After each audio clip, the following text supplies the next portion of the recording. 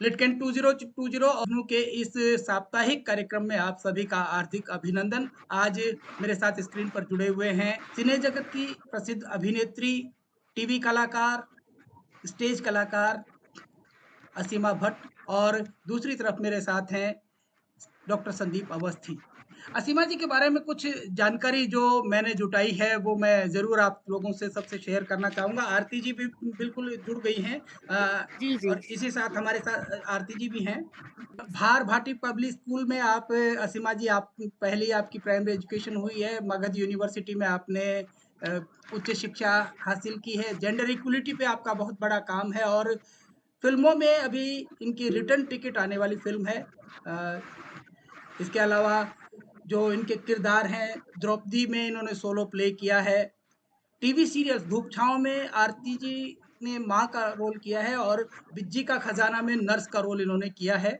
और इसके अलावा इनके जो पारिवारिक जो हम जो उस संदर्भ में देखें तो पिता श्री सुरेश भट्ट क्रांतिकारी नेता रहे हैं, बिहार जन आंदोलन से जुड़े रहे हैं और आपका जन्म बिहार के नवादा में इनका हुआ है, नवादा की ही रहने वाली हैं। धारावाहिक मोहे रंग दे और बैरी पिया की बड़ी ठकुराइन हमारे साथ हैं आज। इनके साथ ही साथ पति आलोक धनवा एनएसडी से इन्होंने 10 साल तक अपना जुड़ाव रखा है, नुक्कड़ नाटक किए हैं बचपन से, लेखिका हैं, काउंसलर हैं, एक्टर हैं और अपने बारे में इनके शब्दों में यदि मैं कहूँ तो ये कहती हैं मैं पागल हूँ, बिना जुनून और बिना रोमांटिसिज्म के ज़िंदगी नहीं जी जा सकती है और ये हकीकत भी है कि बिना किसी जुनून के यदि आप चल रहे हैं अपनी ज़िंदगी में तो शायद वो जीवन सार्थक नहीं है। रोमांटिसिज्म जीवन का बहुत बड़ा हिस्सा होता है और साथ ही साथ यदि आप अपने जीवन को फैंटेसाइज़ करके चलते हैं और जुनूनियत लेके चलते हैं, तो निश्चित रूप से वो जीवन सार्थक होता है। अ, असीमा जी और संदीप जी आपका हार्दिक अभिनंदन, स्वागत। आरती जी भी हमारे साथ जुड़ी हैं लेकिन अभी स्क्रीन पे शायद शो नहीं हो रही हैं। आप सभी का हार्दिक अभिनंदन। असीमा जी, हम सबसे पहले आपसे एक ही बात जानना चाहेंगे कि एक व्यक्ति में अभिनय का जो गुण होता है, वो शायद बचपन से ही उसके भीतर होता है। जब बच्चा अपने से बड़े या अपने से छोटे भाई-बहनों से कुछ ना कुछ हासिल करने के लिए घर में कई बार वो कई तरह के जुगाड़ लगाता है, कई बार वो नाटक करता है, नौटंकी करता है। शायद अभिनय बच्चा वहीं से सीखना शुरू कर देता है। असीमा जी। सबसे पहले सभी अपने से बड़ों का प्रणाम, आदर और संदीप भाई ने मेरा इतना सुंदर परिचय दिया और मैडम दिख रही हैं, बहुत खूबसूरत सी हैं, ग्रेसफुल और आरती जी भी मुझे दिखी थी, माधवी जी भी दिखी थी। तो सबको मैं प्रणाम करती हूँ इस मंच पे मुझे आमंत्रित करने के लिए और जहाँ तक आपके सवालों का है कि जो बचपन से ही अभिनय की जो कला है, वो बच्चों में होती है। जी, ये बिल्कुल सही है क्योंकि देखिए कहीं न कहीं बच्चों को भी ये पता होता है कि हम रोएँगे तो हमें दूध मिलेगा। तो ये जो रोने से दूध का उनका रिलेशन है, तो ये कैसे वो धीरे-धीरे वो हर बात में इसको वो रिलेट कर लेते हैं और बात तो यहाँ तक बढ़ जाती है कि वो फिर रो-धो करके इमोशनल ब्लैकमेल भी करने लगते हैं माँ-बाप को। अ, हँसी-मज़ाक के इतर में कहूँगी कि अभिनय एक ऐसा पक्ष है जब मैंने ह्यूमन साइकोलॉजी से एमए किया, तो वहाँ मैंने महसूस किया कि एक्टिंग और ह्यूमन साइकोलॉजी कितना एक-दूसरे से रिलेट करता है। बल्कि अब मैं अध्यात्म से जुड़ी हूँ तो वहाँ भी देख रही हूँ कि अध्यात्म और अभिनय एक है। क्योंकि वहाँ भी कहा जाता है अध्यात्म में भी कि जितना आप सधेंगे, सधेंगे से मतलब साधना करेंगे, उतने आप परिष्कृत होंगे, उतनी ही आपकी जो जो अध्यात्म में कहते हैं अंतर्ज्ञान, अंतर आत्मा, आपकी जो सोल है, वो ईश्वर से, परमात्मा से या जिस भी शक्ति में आपका बिलीव है, मैं यहाँ किसी भी तरह के प्रचार के लिए नहीं बैठी हूँ। जिसमें भी आपका यकीन है, विश्वास है, उससे आपका कनेक्शन बढ़ता है। तो मैं जहाँ तक देखती हूँ कि कैसे अध्यात्म, अभिनय और ह्यूमन साइकोलॉजी एक हो जाता है। और कैसे फिर हमें ये पता चलता है कि हमने जो बचपन से अभिनय की जो एक छोटी-सी चीज़ थी कि हम रोएँगे तो हमें माँ नोटिस करेंगी और तब वो मुझे दूध देंगी। तो पहली तो कि आपकी इच्छा हुई यानी भूख लगी, फिर आपको पता चला कि कैसे कोई नोटिस करे आपको, तो आप रोए, क्योंकि बच्चा बोल नहीं सकता और जब रोएँगे तो फिर माँ नोटिस करेंगी और वो आपको देंगी। जी। वैसे ही मैं देखती हूँ कि अभिनय में भी आपने एक किसी भी अभिनय की किसी हिस्से को, किसी नाटक को, किसी संवाद को याद किया और वो आपको कनेक्ट करना है, कहना है, तो उसके लिए आपको अपने आप को पहले उतनी परिष्कृत करना होगा, अभ्यास करना होगा, ध्यान करना होगा। और भरत मुनि के नाट्य शास्त्र में सात्विक अभिनय का मतलब होता है कि जब आपके पास कुछ भी नहीं है, कोई परिधान नहीं है, कोई जो भी आपके जो वेशभूषा के अलावा जो भी अस्त्र शस्त्र जिसको कहते हैं वो नहीं है, सिर्फ आप हैं और आप अपने आप के द्वारा यानी अपनी भाषा, अपने शारीरिक भंगिमा के द्वारा आप कितना लोगों को कनेक्ट कर पाते हैं। तो इससे ये होता है कि मुझे लगता है कि ये बचपन से ही होता है। कुछ लोग परिष्कृत करते-करते बहुत बड़े अभिनेता हो जाते हैं। जो अभिनेता नहीं भी होते हैं तो आप देखिए सामाजिक व्यवहारों में, परिवार में, दुनिया में कहीं न कहीं सभी अभिनय कर रहे होते हैं। आप बाज़ार जाते हैं, आपको कुछ लेना होता है, तो वहाँ बार्गेन करते हुए कहते हैं, भैया मेरे पॉकेट में इतना ही है। भले आपके पास बहुत होंगे लेकिन कहते हैं इतना ही है और इस मासूमियत से कहते हैं कि लोग कहते हैं अच्छा चलो लाओ, आपको दे देते हैं। तो ये अभिनय जो है वो ना सिर्फ़ मंचों पे होता है, ना सिर्फ़ सिनेमा और टीवी में होता है, वो दुनिया के हर हिस्से में, हर जगह पे होता है और आप भी करते होंगे, सभी करती होंगी, अभिनय सभी करते हैं। इसलिए मेरा ये मानना है कि जैसे एक कहावत सबने सुनी होगी कि खाना, गाना और रोना सभी को आता है।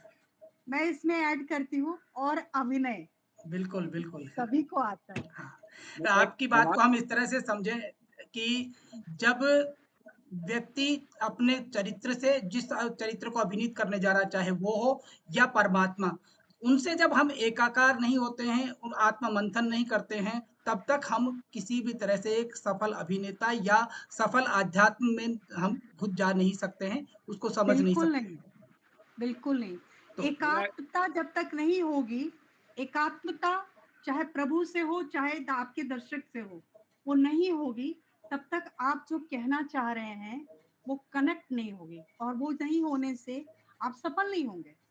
मुझे आपको कोई बात कहनी है, उसको कहने के लिए मुझे एक अभ्यास तो करना होगा और अभ्यास इस हद तक है कि जैसे श्वास का लेना पता नहीं चलता है, उस तरह एक अच्छा अभिनेता वो होता है, जिसके अभिनय का करना पता नहीं चले। वो बिल्कुल, मेरा उतना ही नेचुरल, उतना ही आत्मिक, उतना ही कनेक्ट होना चाहिए कि एक अभिनेता जब हँसे, तो एक दर्शक के चेहरे पे भी स्माइल होना चाहिए और एक बहुत अभिनेता सही। जब रोए, तो आप भी कनेक्ट करें, आपके भी आँखें भीगाएँ, आपके भी मुँह से निकले हाय, आह!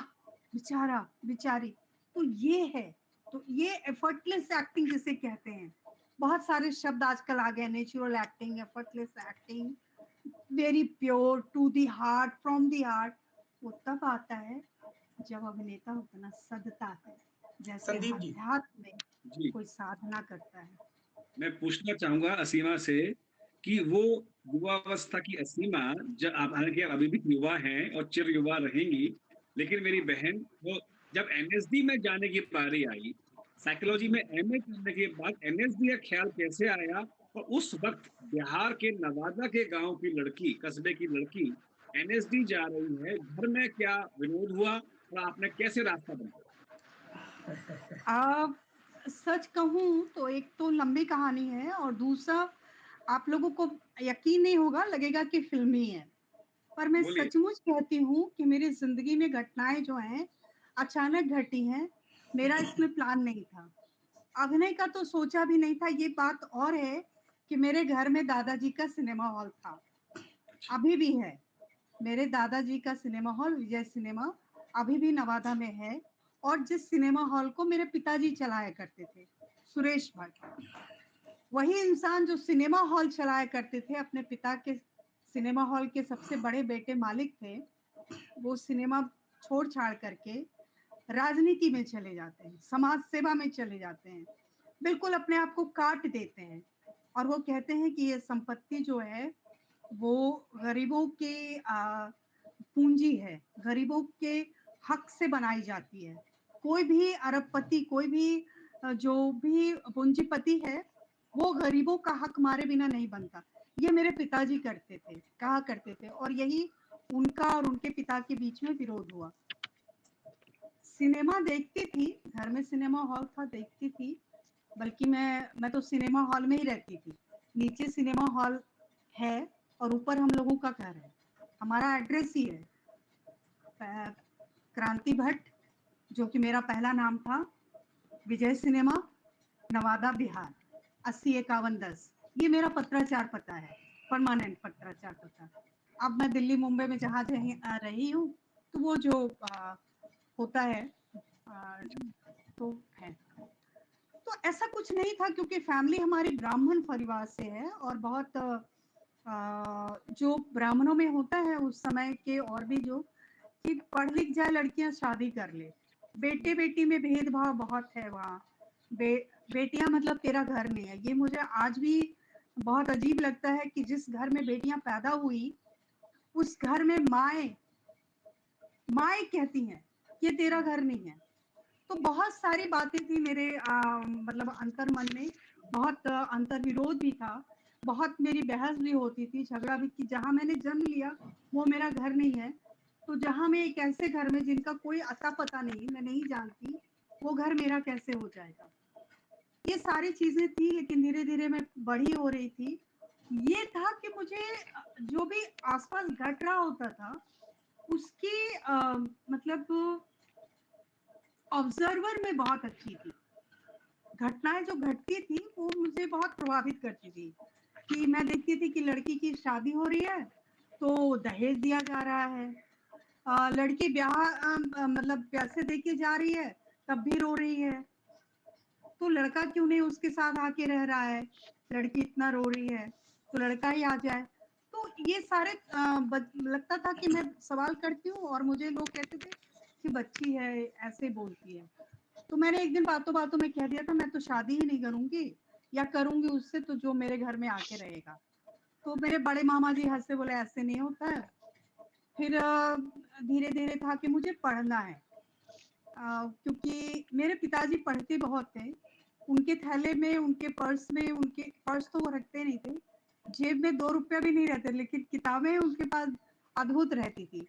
मार्क्स की हो, लेनिन की हो, विवेकानंद की हो, कबीर की हो, योगी, बायोग्राफी ऑफ योगी योगानंद की, तो ये सब मैं देखती थी और वो मुझे भी पकड़ा देते थे। उतनी भारी भारी किताबें मैं बचपन में ही पढ़ चुकी थी। चित्रलेखा, आज भगवती चरण वर्मा की बात होती है तो मुझे बचपन में पकड़ा दिया था। या आम्रपाली जो है चतुर चतुर से नहीं। ये सब मेरे पिताजी ने बहुत कम, अमृता प्रीतम सबको पढ़ लिया था, हम्म। सिमोन द बोगा पढ़ा दिया था, द सेकेंड सेक्स। तो उस समय तो मेरी मैं यही कहती हूँ कि एक इंसान का व्यक्तित्व इससे भी बनता है कि वो किस समाज में, किस विसंगतियों में, किस सहमति और असहमति में बड़े होते हैं, और किस तरह के साहित्य को पढ़कर बड़े होते हैं। इस माहौल में एनएसडी कहाँ से आया? एनएसडी कैसे आया? मैं बता रही हूँ वही। तो उसके बाद बड़ी होते होते जब मैं कॉलेज में गई तो सफ्दर हाशमी थे, बहुत बड़े रंगकर्मी दिल्ली में, और उनकी हत्या हो गई। तो मेरे पिताजी जो कि घर से निकल चुके थे बाहर, लेकिन कभी कभी वो शहर में किसी आंदोलन के सिलसिले में आते थे, घर नहीं आते थे, यानी वो अपने परिवार से मिलने नहीं आते थे। अगर उनको उस शहर को किसी काम की जरूरत है तो आते थे। वो आए और उन दिनों वो बहुत तैश में थे, और उन्होंने कहा कि सफदर हाशमी जैसे रंगकर्मी की हत्या हो गई और नवादा के नागरिकों में कोई सुगबुगाहट नहीं है, कोई जोश नहीं, कोई तैश नहीं है। तो कुछ युवा लोग जो थे उनको बड़ा ये मिला, जैसे खून में उबाल आया और उन्होंने कहा हम नाटक करेंगे, तो नाटक करेंगे, और ये बोल के वो चले गए, वो रांची या कहीं चले गए, पतरातू कहीं कुछ उस समय हो रहा था काम। तो युवाओं को जोश मारा, उन्होंने कहा हम करेंगे। तो सफदर हाशमी का ही लिखा नाटक है नुक्कड़ नाटक औरत। तो उन लोगों ने चुना, अब था कि औरत करने के लिए औरत चाहिए। अब जिस तरह हनुमान जी ने पूछ से आग लगा दी थी, यानी सुरेश भट्ट ने, उनकी बेटी ही सूझी लोगों को। क्योंकि मैं कॉलेज में कल्चर प्रोग्राम में हिस्सा लेती थी, जो कल्चर प्रोग्राम में नाच गाना होता है, तो करती थी। तो लोगों ने कहा वो लड़की स्टेज पे करती है, उसको करते हैं। तो जब बुलाया मुझे बहुत नया लगा, बहुत अच्छा लगा। तो कहते हैं ना साउंड्स गुड, तो मैं तपाक से मैंने कहा हाँ करूंगी, और बहुत मजा आया। पापा तो चले गए, अब शहर में मेरी बदनामी होने लगी कि फल्ला की बेटी जो है ना नाचे गा रही है, सड़क पे नाच रही। उन्होंने नुक्कड़ नाटक कर दिया। अब नुक्कड़ जो होते हैं सड़कों पे होते हैं, खुले मैदानों में होते हैं, किसी चौराहे पे होता है, तो वो हो रहा था, अब बदनामी होने लगी। तो मेरी माँ को जो समझ में आया, एक सीधी सादी परंपरावादी स्त्री, उनको समझ में जो आया कि ये गलत काम है, और उन्होंने मुझे पूरी तरह धुन दिया, पीट दिया कि, तो मैंने कहा पापा ने कहा था, उन्होंने कहा तेरा बाप तो कुछ भी बोलता रहता है। जो आदमी इतनी बड़ी संपत्ति छोड़ के चला गया और जो बीवी बच्चों को छोड़ के चला गया, उसका क्या, वो तो कुछ भी बोलेगा। तो ऐसा है तो बाप के साथ ही चली जाओ। तो बाप तो कहाँ गए थे मुझे पता नहीं, लेकिन सचमुच मैंने घर छोड़ दिया बिना ये जाने कि मेरा बाप कहाँ है। क्योंकि पिताजी मुझे कभी कभी एक पत्र लिखा करते थे जिसमें पटना कदम कुआं में गांधी आश्रम है, तो उसका एड्रेस होता था। तो मैं उस बेहाब मतलब उस उतने से पते पे लेकर के मैं घर से भाग गई और वहां गई।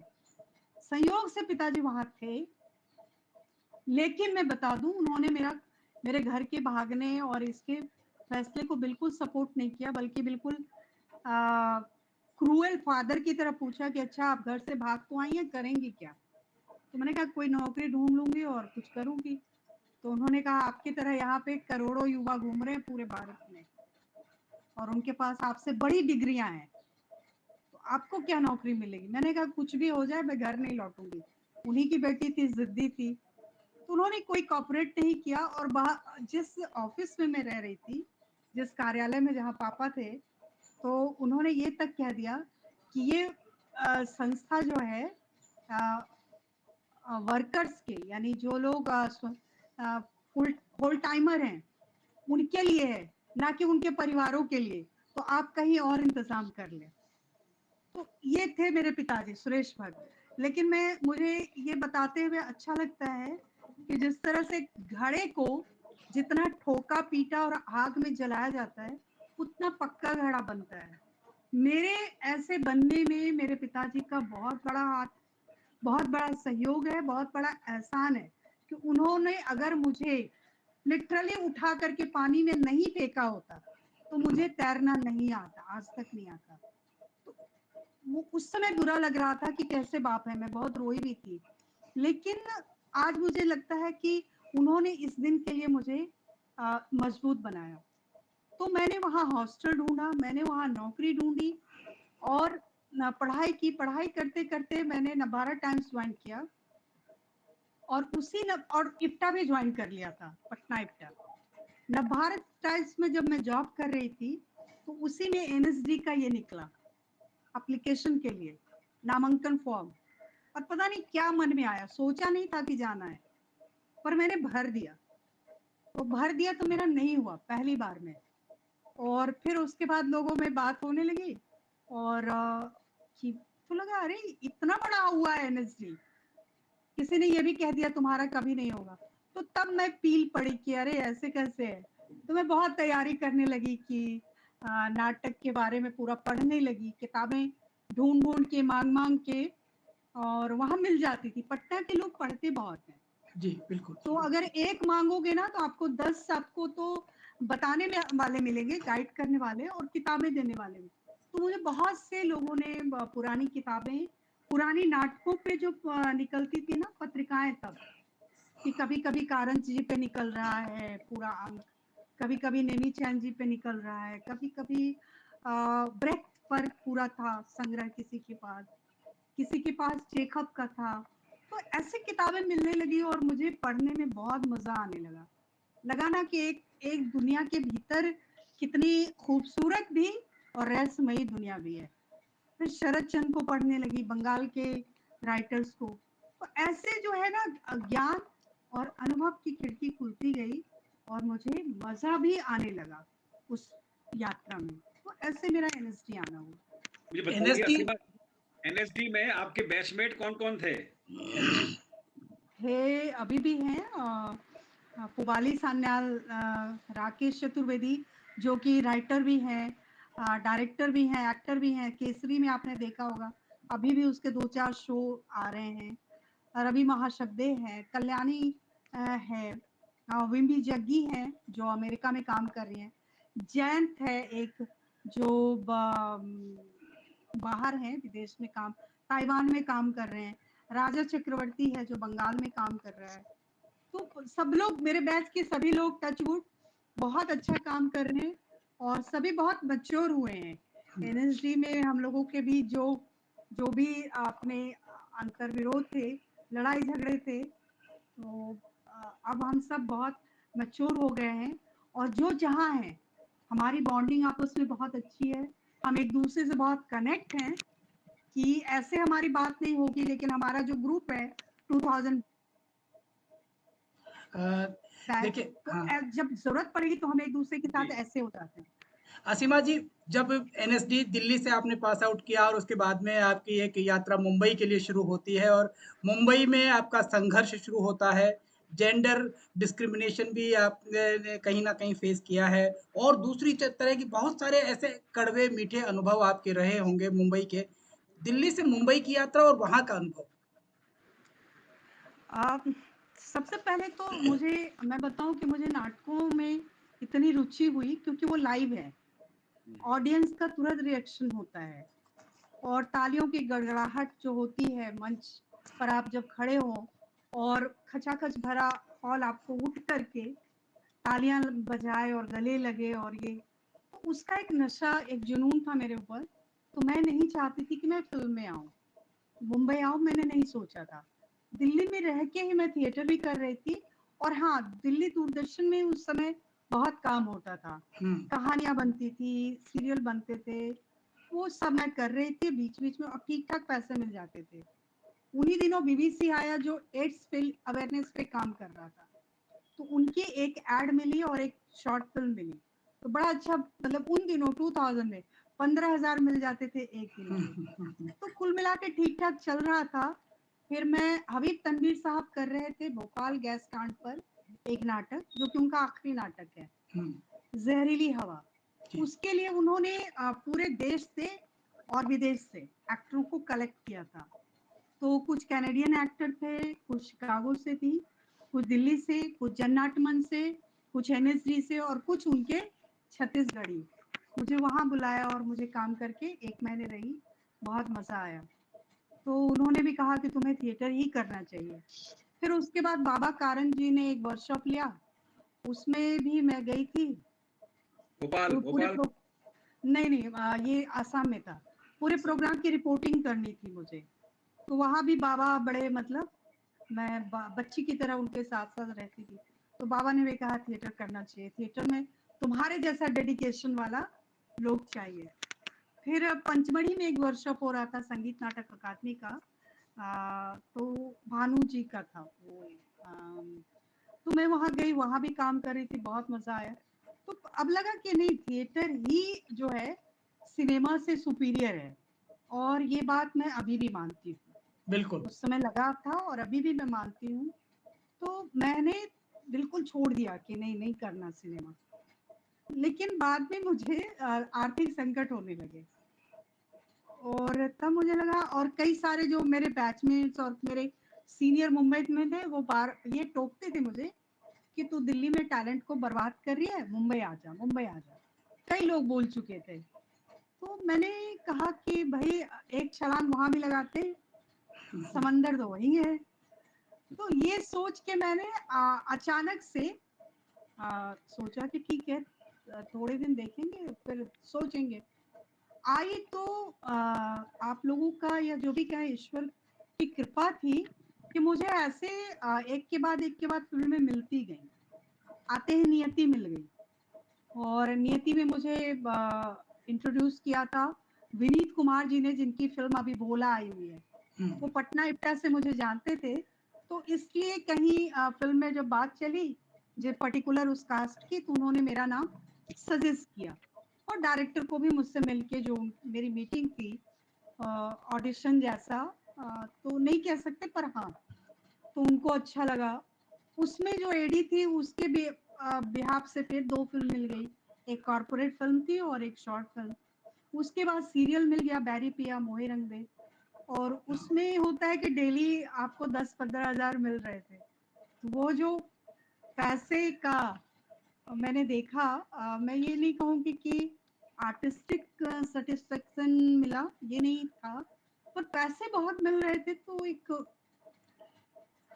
बैरी पिया की बड़ी ठकुराइन जब कोई बात डायलॉग बोलती है, कुछ आपको याद होगा वो ठकुराइन का जो एक ठसक जो होती है बोलने की, और वो जरा हमारे जो दर्शक है वो भी देखें, उसको जरा हाँ, थोड़ा सा याद।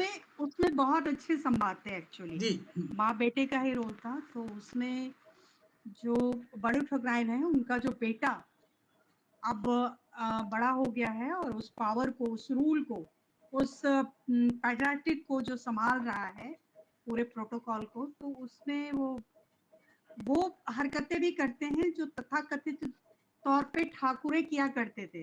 यानी जिस लड़की पर दिल आ गया उठा लिया, चाहे वो किसी गरीब की बेटी हो, चाहे वो उम्र में उनसे छोटी हो, तो ये सब वो कर रहे होते हैं। तो वो जो माँ है ठकुराइन, वो अपने बेटे से कहती हैं, कई जगह बड़े अच्छे संवाद हैं, कि आप जो कुछ भी कर रहे हैं वो इस घर के बाहर ही करें।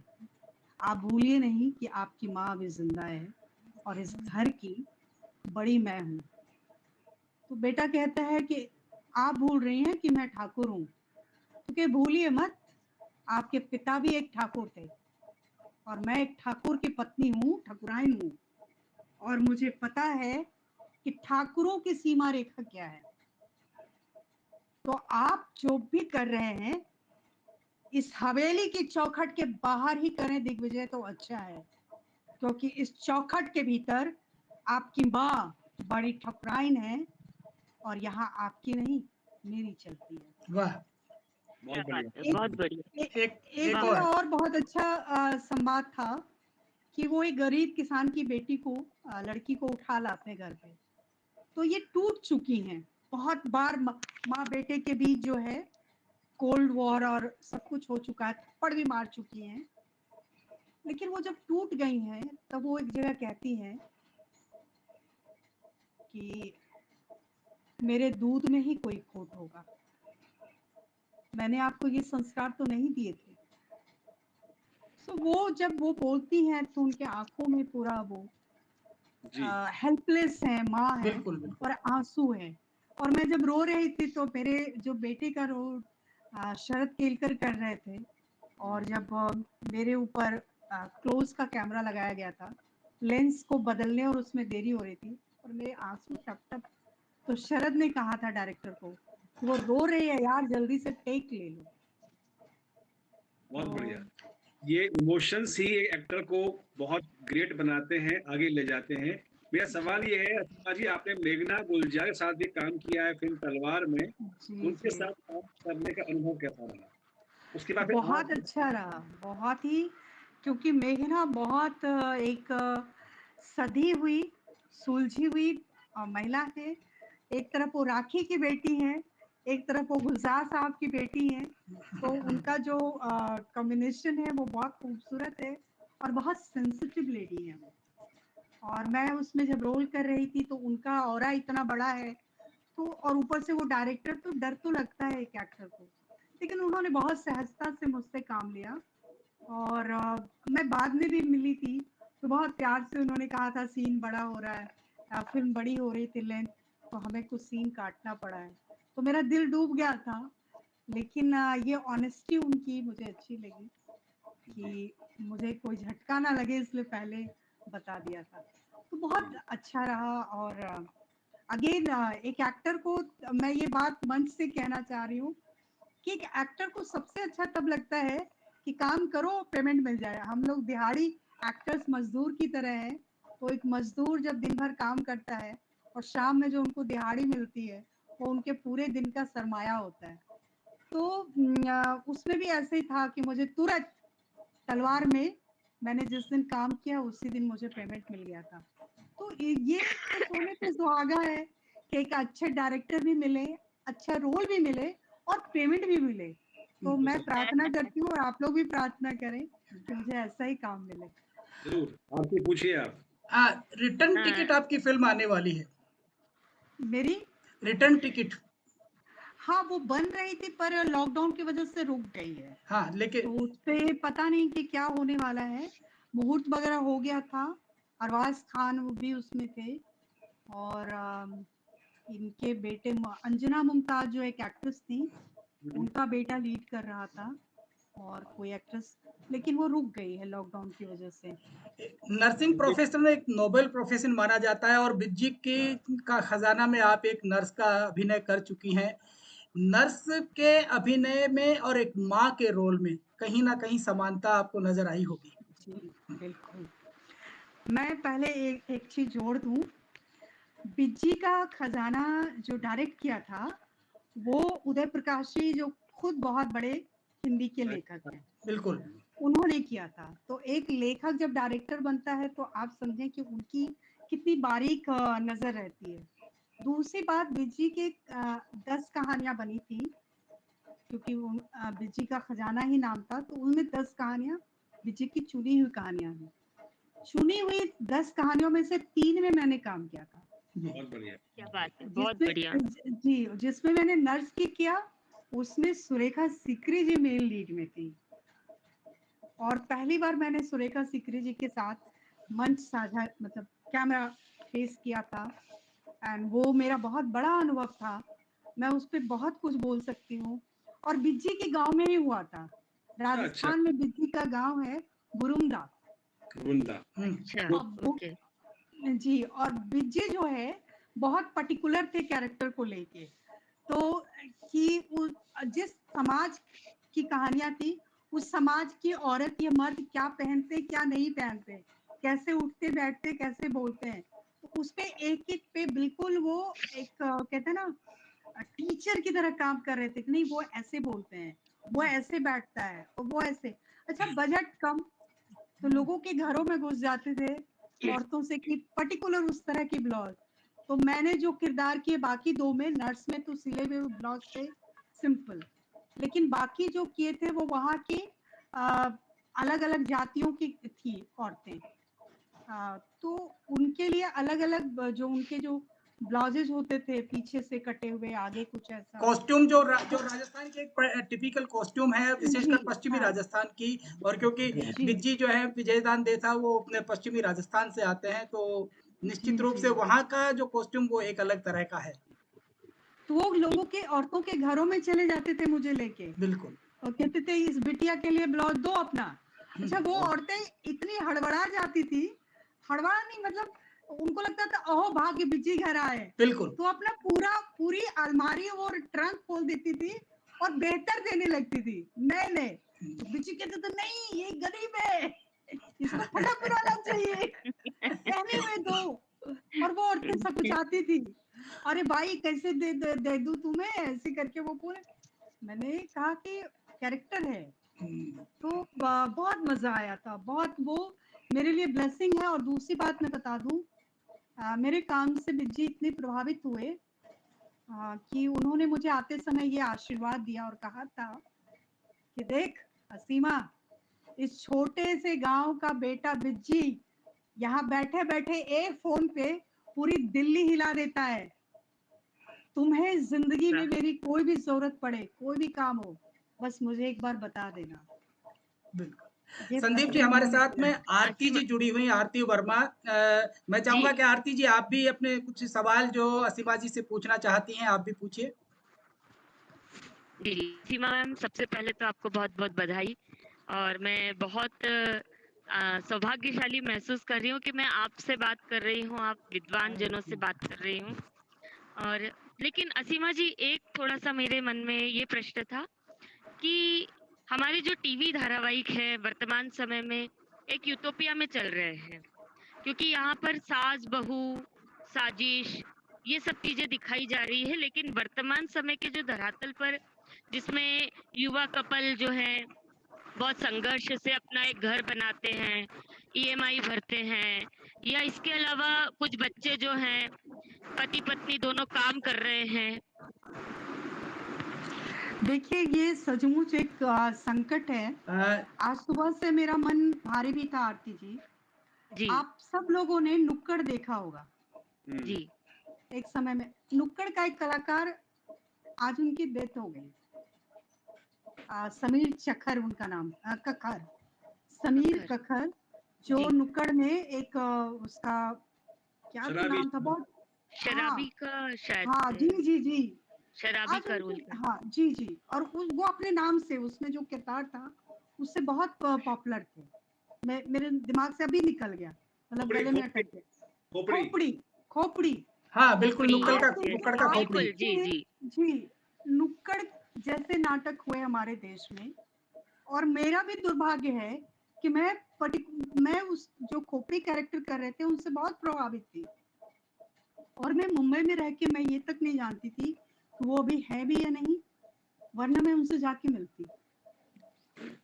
जो धारावाहिकों ने जो अपना एक मयार, एक कद बनाया था, चाहे वो नुक्कड़ हो, चाहे सर्कस हो, चाहे हमराही हो, चाहे तमस हो, जैसे नुक्कड़ों ने जो जगह बनाई थी, जो पहचान बनाई थी, उसको जब अचानक से कई चैनलों के जो बाढ़ आए, याद कीजिएगा, जब तक दूरदर्शन था, क्वालिटी मेंटेन हो रही थी। बिल्कुल। बिल्कुल सही, बिल्कुल सही। जैसे ही चैनलों के बाढ़ आ गई, उनमें एक अजीब किस्म का कंपटीशन आया, होड़ आया और वहां से स्तर गिरा है। मैं बार-बार कह रही हूँ, कल भी मेरा एक शो आया है टीवी पे और मुझे कई लोगों ने कहा, अरे तुम टीवी खोलो, टीवी खोलो। मेरे घर में टीवी नहीं है। मैंने इसीलिए टीवी नहीं रखा है। इसीलिए, क्योंकि जिस तरह के शो आ रहे हैं, मुझे उसमें कोई रुचि नहीं है। काम चाहिए मुझे तब भी मैं नहीं कर रही हूँ। मुझे सामने से कॉल आते हैं और मैं हाथ जोड़ के कहती हूँ कि मेरे लायक कुछ करने का हो तो बताइए। कि जी, जब मुझे बड़ी ठकुराइन के लिए, जबकि मैं बहुत बूढ़ी का रोल उसमें दिया गया था, लेकिन उसमें संवाद बड़े अच्छे थे। जब वो एक औरत ठकुराइन को लग रहा है कि उनके घर की नींव बर्बाद हो रही है, तो सबको संभाल रही है, बेटे को संभाल रही है, बहू को संभाल रही है, पोतियों को संभाल रही है और बड़े दिल से संवाद आते थे। हालांकि लेखक का लिखा होता था, लेकिन उसे बोलने में मुझे बहुत अच्छा लगता था।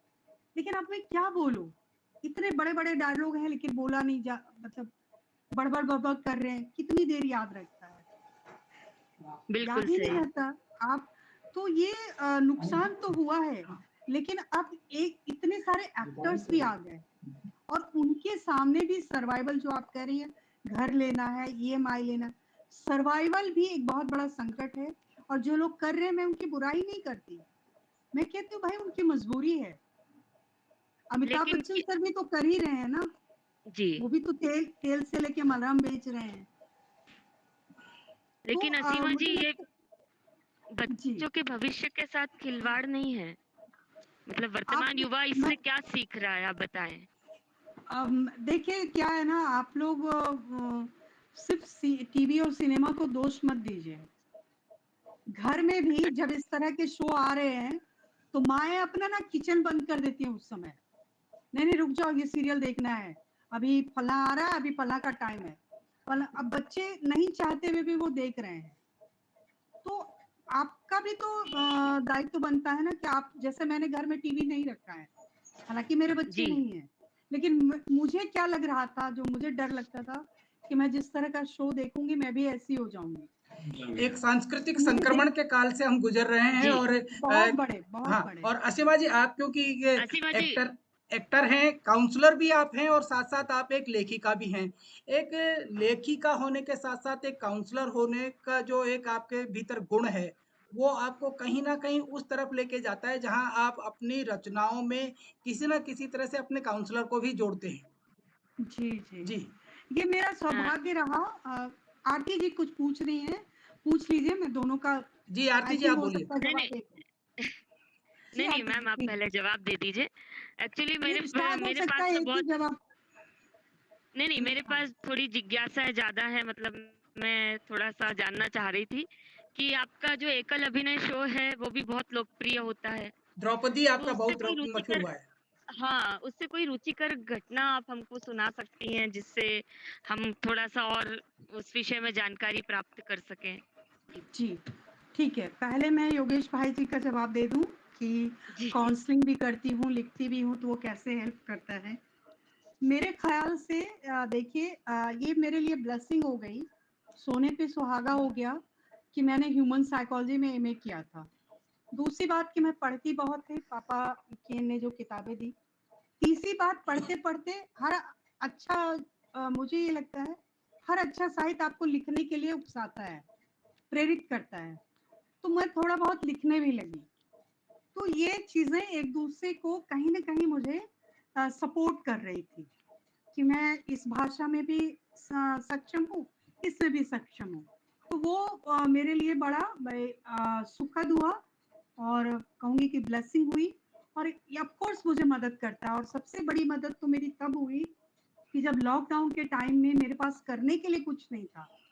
ना कहीं जा सकते, ना आ सकते, ये छोटे से कमरे में मैं बंद रहती थी।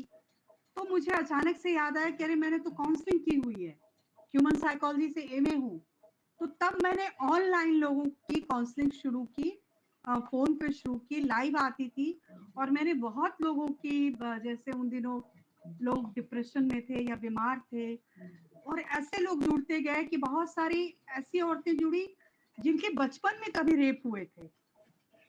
10 साल में, 12 साल में, 14 साल में। तो उनकी जब मैंने ग्रंथियों को छेड़ा, तो वो सब मेरे मतलब इनबॉक्स में आके अपनी बातें बताने लगी, और उनकी मैंने थेरेपी की, उनको मैंने हील किया, और इससे वो उबर पाई, निकल पाई। उसने मुझे एक अलग खुशी दी, एक अलग आत्मविश्वास दिया। उन्हीं चीज़ों को आप देखिए जो जिनके अनुभव थे, चूँकि मैं हिस्ट्री अब लिख ही रही हूँ उनके। एक काउंसलर हर क्लाइंट की हिस्ट्री लिखता है, तो वो हर हिस्ट्री अपने आप में एक कहानी भी है, और एक सच्ची कहानी, जिसे आप लोग ज़िंदा कहानी कहते हैं। मेरे पास वो सच्ची कहानी है, और मैं ये मानती हूँ, सच्ची घटना और सच्ची कहानी से ताकतवर कुछ नहीं होती, क्योंकि मुझे उसमें शिल्प को गढ़ना या ठूँसना नहीं है। ठीक एक बात है। सीधी-सीधी सपाट बात कि एक औरत अगर कहती है कि मैं रेप की खबरें टीवी पर भी पढ़ती हूँ या देखती हूँ, तो मैं अपनी उम्र के 14वें साल में चली जाती हूँ। एक 60 साल की महिला कह रही है। यानी 14 साल की उम्र से उन्होंने रेप जैसी वारदात को अपने अंदर दबाया हुआ था। सोचिए कि उनके अंदर किस तरह का डर या टॉक्सिन जमा था, जिसको मैंने निकाला। तो ये सारी बातें मुझे एक-दूसरे को कनेक्ट करती हैं। ये अब रही द्रौपदी आरती, जी, द्रौपदी जी पे आ रहे हैं। आरती जी ने कहा दरअसल क्या था कि एकल करने के प्रति जो अभिरुचि हुई मेरी, वो इसलिए हुई कि मेरे एनएससी के पूर्व जो डायरेक्टर हैं, उनका नाम है रामगोपाल बजाज। आप लोग अजीब उनको है। जानते हैं। तो वो उन्होंने एक बार ऐसे ही कहा था बातों-बातों में कि जो इंडियंस एक्टर्स हैं बड़े काहिल हैं, आलसी हैं, कामचोर हैं। वो काम नहीं करते, और इसको वो बहुत ग्लोरीफाई भी करते हैं कि अरे अभी तो काम ही नहीं है, तो काम कैसे करें? बोले काम नहीं है तो काम ढूँढ लो ना, एकल करो। ग्रुप नाटकों में आपको ग्रुप की ज़रूरत पड़ेगी, को-एक्टर्स की ज़रूरत पड़ेगी, एकल में नहीं पड़ती है। और एकल का अभिनय उसी तरह होता है जैसे एक पेंटर अकेले में भी पेंटिंग बनाता है, या एक संगीत साधक या वाद्य यंत्र वाला अकेले में साधना करता है। ये बात मुझे उनकी बहुत अच्छी लगी। बोले इस तरह से आपकी साधना यानी रियाज़ होता रहेगा और आप परिपक्व होते जाएँगे, पॉलिश होते जाएँगे। तो तब मैंने सोचा क्या करना चाहिए, फिर क्या करें? तो उन्हीं दिनों मैंने एक अनजान औरत का खत किया था, जो कि अगेन जर्मन राइटर तो थे, लेकिन उसका ट्रांसलेशन किया था शरद देवड़ा जी ने, जो जयपुर में रहते थे। हुँ। मैंने वो किया और वो बहुत प्रसिद्ध हुआ, लोगों को बहुत पसंद आया। तो तब उन दिनों दिल्ली में राजेंद्र यादव जी ज़िंदा थे। उन्होंने वो देखा और उन्होंने बोला, "अरे! ये तो तूने कमाल कर दिया, एक साहित्य को, एक उपन्यास को तुमने बिल्कुल ऐसे जी लिया कि वो तो ज़िंदा हो गया, तो तुम्हें और प्रयोग करना चाहिए।" उन्होंने उनके मन में उस समय जितनी भी अच्छी कहानियाँ थी, अच्छे लेखक और लेखकों की, अपनी छोड़कर, मैं अगेन ये बात को अंडरलाइन करना चाहती हूँ कि राजेंद्र यादव खुद इतने बड़े राइटर हैं, लेकिन अपना नाम नहीं लिया। उन्होंने कि कामता प्रसाद सिंह का करो, मैत्री पुष्पा का करो, लता जी थी एक, वो भी शायद वहीं थी, कोटा लता शर्मा राजस्थान में थी, कोटा की। लता वर्मा जी। हुँ। जी, बोले उनका है एक मर्दाना कमज़ोरी, ये करो, वो अ, उम, स्त्री सुबोधनी करो जो कि मन्नू भंडारी। मन्नू जी की है, जी। वो मैंने किया भी। तो बड़ी बहुत सारा सुझाव दिया। मैंने 2-4 की मृदुला गर्ग जी की कहानियाँ मैंने किए, मज़ा आने लगा। अब था कि कुछ बड़ा करना है। तो मैं सोच रही थी कि कुछ ऐसा करूँ जो मुझे ना मतलब अ, मुझे अमर कर दे, स्थापित कर दे। तो उन्हीं दिनों जेएन कौशल साहब दिल्ली में थे और मैंने उन ये बात उनसे शेयर किया। तो कहते हैं तुमको क्यों नहीं लगता कि द्रौपदी पे कुछ काम करो? द्रौपदी पे उस तरह काम नहीं हुआ है। बहुत हुआ, महाभारत बन गया, सब हुआ। तो मुझे मेरी चिंता ये आई कि आप ही एक तरफ कह रहे हो कि इस पे बहुत काम हुआ, तो फिर मैं क्या करूँ? सॉरी। तो उन्होंने कहा सोचो, सोचो। फिर उनके एक मित्र थे जिन्होंने महाभारत पे बहुत काम किया। मैं उनका नाम भूल रही हूँ और आपको बता दूँ कि वो मुस्लिम थे। लेकिन महाभारत और द्रौपदी ही नहीं, महाभारत के सारे जो मुख्य किरदार हैं, जैसे युधिष्ठिर हैं, भीष्म हैं, सब पे बड़ा काम किया था। तो उन्होंने कहा तुम उससे मिल लो और देखो वो कुछ तुम्हें सुझाएगा, गाइड करेगा। मैं सचमुच उनसे मिली और उन्होंने मुझे 2-3 घंटे टाइम दिए और बहुत मज़ा आया। मैंने वहीं नोट्स बना लिया।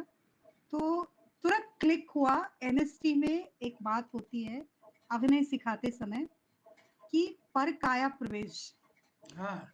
आप अपने आप को उस कैरेक्टर में ले जाके देखिए। तो वहाँ मुझे तुरंत उस समय कनेक्ट हुआ, जब वो मुझे सुझा रहे थे कि क्यों ना मैं द्रौपदी के अंदर एंटर करूँ, अभिनय के चरित्र में पर काया प्रवेश, और फिर देखते जाइए कि क्या होता है। तो मैंने वहाँ से मुझे ये आइडिया आया। तो मैं जो द्रौपदी करती हूँ, मैं द्रौपदी में घुसती हूँ, नॉट लिटरली, पर जो आप लोग भी कहते हैं कि अपने आप को उस जगह पे रख के देखो, बिल्कुल, पुट योर क्या बात legs in their shoes, right. आप एक मुहावरा भी है। तो ये प्रयोग किया और सचमुच ये मेरा सौभाग्य है, अगेन सफल रहा। पर मैं उसमें वही कहूँगी कि मेरे गुरुजनों का बड़ा सहयोग रहा है कि उन्होंने रास्ता सुझाया और मुझे इस तरह से प्रयोग करने का मौका मिला। तो ये बहुत अ, मेरा एक सवाल है आपसे, जिज्ञासा भी है कि क्या जी। हिंदुस्तान में खासकर अभी जो 2023 चल रहा है, तीसरा दशक चल रहा है, 21वीं शताब्दी का, तो क्या आप महिला पुरुष में जो बराबरी की बात करती आ रही हैं, महसूस करती आ रही हैं, क्या उसमें कुछ फर्क आया है? क्या अब महिला को हक अधिकार मिल रहे हैं मुंबई में? मैं बड़ा ये जो है ना सवाल कंट्रोवर्शियल है। एक तरफ मैं देखती हूँ कि महिलाएँ इतनी एडवांस है। पावरफुल है, इतनी एडवांस है, इतनी पावरफुल है कि वो पैट्रियाटिक की जैसी की तैसी, ना हू द हेल टाइप से बात करती हैं वो, और हर मकाम पे है, क्यों ना करें, हर जगहों पर है। आज ही मैंने देखा कि पहली महिला पायलट जिन्होंने साड़ी में उड़ाया, बिल्कुल। तो मुझे लगता है कि हाँ, लेकिन वहीं कहीं मतलब ये जो सामाजिक संरचना है, जैसे मैं मुंबई की बात करती हूँ, तो मुंबई में ही कई मुंबई है। एक मुंबई है जो टाउन में है, पाली हिल वाले मुंबई के लोग अलग हैं। एक बांद्रा में है, वो लोग अलग है। एक ये जहाँ मैं रह रही हूँ अंधेरी में, वहाँ के अलग हैं। तो जिस तरह से मैंने अपने गाँव घरों में सुना था कि हर 5 कोस पे पानी और बोली बदल जाती है, उस तरह से मैं मुंबई में भी देखती हूँ। तो आप ये मत सोचिए कि पूरी मुंबई एक जैसी है ना? घाटकोपर वाली मुंबई अलग है, बिल्कुल। नालासोपारा वाली मुंबई अलग है और अगेन टाउन वाली मुंबई अलग है। तो अगर टाउन वाले मुंबई की महिला को घाटकोपर वाली महिला बोले कि अरे मेरा पति तो आज भी मारता है, तो उनको बिलीव नहीं होगा। हाँ, कहेंगे किस ज़माने की बात कर रहे हो? बिल्कुल। पर ये सच है कि औरतें आज भी पीटी जा रही हैं और फिर भी पति के साथ रह रही है राजी-खुशी कि पति है तो मारेगा ही। जी। सही बात है।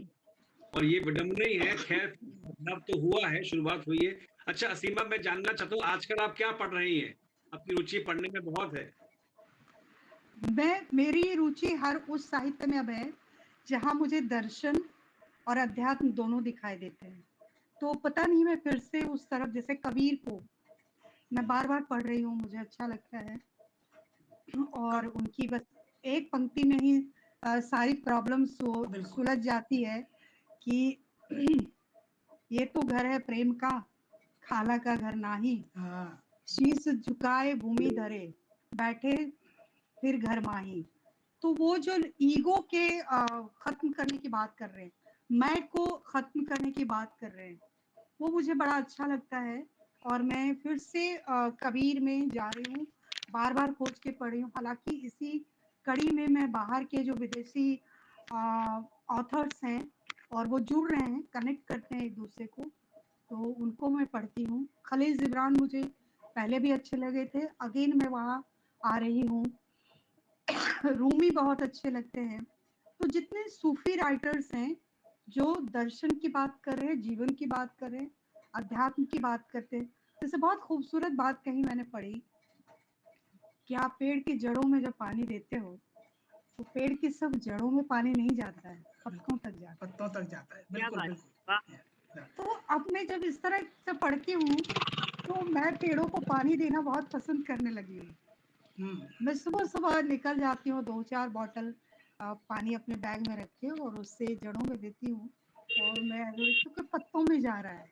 बिल्कुल। सो ये जो फीलिंग ऑफ पोरिंग या वो मुझे वेरी गुड, वेरी गुड। अस अ, असीमा जी, आपको अभी हमने आपके राइटर सुन लिए, लेकिन मैं जानना चाहूँगी कि आपके बहुत अच्छे अभिनेता जो आपको बहुत पसंद है और उनमें आपको क्या ख़ास बात ऐसी पसंद है, वो मैं आपसे जानना चाहूँगी? देखिए मुझे अभी भी बलराज साहनी साहब बहुत पसंद हैं और जैसे ड्रीम अगर कहें कि अभी भी अगर पूरा हो सकता, तो मैं कहूँ कि मैं उनके साथ काम करना चाहती, अगर वो बिल्कुल। होते। मुझे गुरुदत्त साहब बहुत पसंद हैं। प्यासा के कोई एक सीन को आप उठा के देख लीजिए, कागज़ के फूल के कोई भी सीन उठा के देख लीजिए, आप पागल हो जाएँगे। आपको उसमें कुछ भी अनर्गल नहीं लगता, मतलब एडिट आप किसी बड़े डायरेक्टर को दे दीजिए उठा के कि यार इनकी फ़िल्मों को एडिट कर दो। तो कितना भी क्रूएल होगा, कितना भी उनका विपक्षी होगा, नहीं कर पाएगा। जी। असीमा जी, आपसे बात करते हुए काफ़ी ऐसा लग रहा है कि हम आपको सुनते जाएँ, लेकिन हुँ। क्योंकि समय की सीमाएँ होती हैं और अभी घंटा भर से हमें एक लगभग हो गया है। आपसे बात और भी करने का मन कर रहा है। इधर हमारे साथ में देखिए सुचि भिलाई से जुड़ी हुई है, कह रही हैं कि बहुत अच्छा आपको सुनना लगा और दूसरी बात आपने मुंबई की जो इस औरतों की स्थिति बताई, बहुत एक सपाट तरीके से जो सही तरीके से आपने बताई है। वहीं माधवी पांडे लिखती हैं, बहुत सुंदर असीमा जी, बहुत अच्छे ढंग से आप समझा रही हैं और जीवन के दर्शन को जिस तरह से आपने समझा है, समझाया है और जो बताया है, यकीनन आपके पूरे अनुभव का निचोड़ हमें नज़र आ रहा है। एक बार अब ऐसा लगता है कि आपसे इसका दूसरा जो चरण है, हमें बातचीत दोबारा एक बार और करनी पड़ेगी, क्योंकि बहुत लंबी इसमें बातचीत को शायद श्रोता और दर्शक भी देखना नहीं चाहेंगे। इसलिए हम इसका दूसरा पार्ट बहुत जल्दी आपके साथ में प्लान करके एक बार फिर से लेके आएँगे। और आप सभी जो जुड़े हुए हमारे साथी हैं, उन सबका भी आभार व्यक्त करना चाहेंगे। मैं भाई संदीप जी का आभार व्यक्त करना चाहूँगा, जिन्होंने असीमा जी के साथ में भी अपना जुड़ाव रखा और मेरे साथ जुड़ाव रखा और ये अरेंज भी किया। और असीमा जी, आपका बहुत-बहुत आभार, बहुत-बहुत धन्यवाद। एक बार आप फिर आपसे दुआ मिलेंगे। नमस्कार। दुआएं करते हैं, शुभकामनाएं करते हैं असीमा जी, आपकी नई-नई फ़िल्में, सीरियल्स हम सबको जल्दी ही देखने को और मिले। धन्यवाद, शुभकामनाएं। यही चाहिए। आपके धन्यवाद सर। और भी बहुत सारे सीरियल्स आए, बहुत सारी हाँ, नई फ़िल्में आएँ और जो फ़िल्में रुकी हुई हैं, वो भी पूरी हों। हमारी ऐसी शुभकामनाओं के साथ आज के इस बहुत-बहुत कार्यक्रम को यहीं विराम देते हैं। अगले कार्यक्रम में आपसे फिर मुलाकात करेंगे। आप सभी का बहुत-बहुत धन्यवाद। नमस्कार। हमारा ये कार्यक्रम आपको कैसा लगा, हमें इंतज़ार रहेगा और साथ ही साथ आपसे विनम्र निवेदन है कि आप हमारे इस चैनल को सब्सक्राइब करें, लाइक करें और देखते रहिए लिटकेन 2020। इसी तरह से हम आपके लिए लेकर आते रहेंगे हर बार किसी न किसी नई शख्सियत से उसकी अपनी बात और कभी-कभी हिंदी साहित्य से जुड़ी हुई कुछ बातें। आप सभी का बहुत-बहुत धन्यवाद। नमस्कार।